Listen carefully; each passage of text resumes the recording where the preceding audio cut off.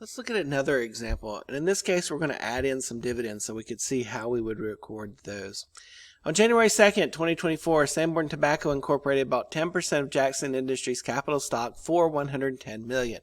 So again, we're buying 10%, so we lack significant control based on our parameters, and we paid $110 million for it. Jackson Industries' net income for the year ended December 31st was $140 million. The fair value of the shares held by Sanborn was $138 million at December 31st. During 2024, Jackson declared a dividend of $80 million. All right, so what are we going to do there? Well, first off, we have to actually go in and purchase the shares of stock. So here, we're going to go in, and anytime our date doesn't match, we just have to update it. So on January 2nd, we have to purchase these shares. Well, just like before, we have an investment in equity securities. We lack significant control, so it wouldn't be an equity affiliate. So equity securities here. And we're going to put that in at the purchase price, $110 million. And we're going to pay cash for it. So we're going to hit our cash account for $110 million. Now, how does that impact us? Again, this is an asset exchange. So it's just an up and down of $110 million in our asset account. And then, of course, we've got an outflow of $110, and that would be from investing activities. Again, assuming this is an operating goal or a day trade type account. All right, under the fair value through net income, when we hear about the company's income, that's great, they made $140. We do not record any of our portion. That's only recorded in the equity method, so we're going to ignore that. Great information to have, but it doesn't get recorded. However, we do need to record the dividend that they declared during 2024. We don't know the exact date, so we're just going to slap December 31st.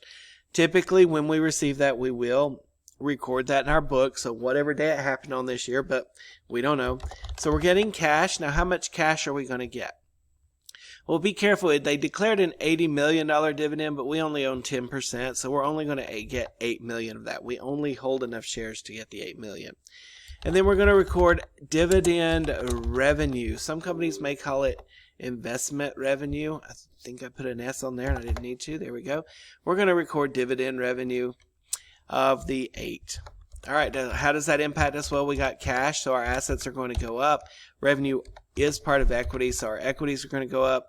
Our revenues go up. Our income goes up. So that's a neat little impact for our balance sheet and our income statement. Our cash, we are receiving dividends, so we're going to increase our dividends there, and typically speaking, that would be operating.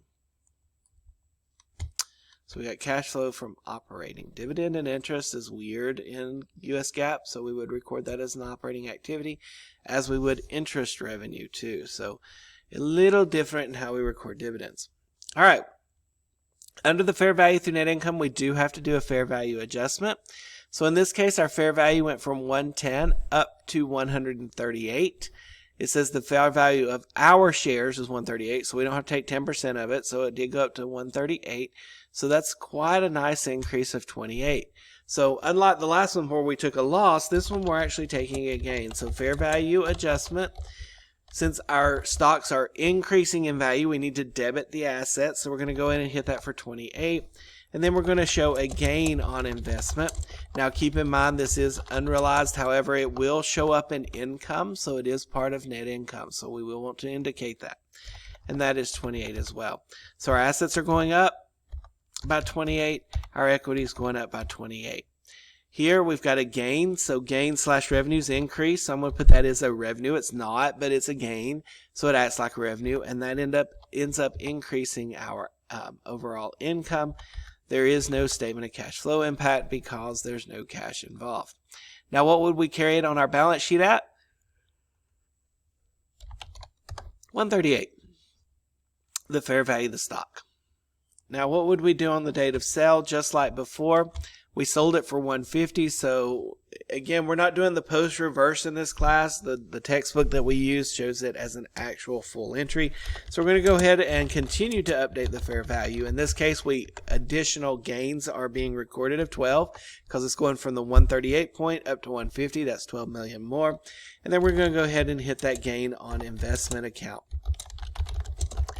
Now you're like, but it's realized. That's fine. Both of these, unrealized and realized, both show up on the income statement in the same exact spot. We actually net them, and then we would just footnote any differences, or why. What makes up that account would be in our footnote, our disclosure notes. All right, so our fair value is going up, so our assets are going up 12. That is a gain, so our equity.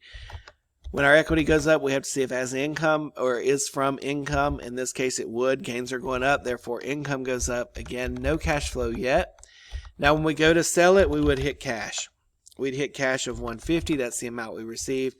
We've already marked this to fair value, so we just need to remove the fair value adjustment account, and that will be the full difference there between the two. Y'all know I can't type and talk at the same time, so there we go. Fair value adjustment. In this case, we have debits in that account, so we actually need to credit the fair value. The value went from 110 to 150. That's a 40 increase. So notice we do have sitting in our fair value adjustment the 28 and the 12, which indeed does equal 40. All right. And then we're actually going to get rid of the investment in equity securities. And that would be for the full purchase price of 110. So both of these accounts are getting the credit. So let's indent those, make them look nice and neat. So here again is an asset exchange. Our assets are going both up and down by 150, as it should be.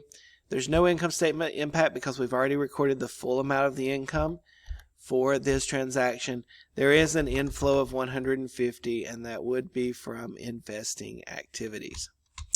All right, so you did an outflow of investment, you did an inflow of investment, and you recorded the dividends. So really the only difference between these two is the fact that we had dividends and the fact that this was a gain situation instead of a loss situation.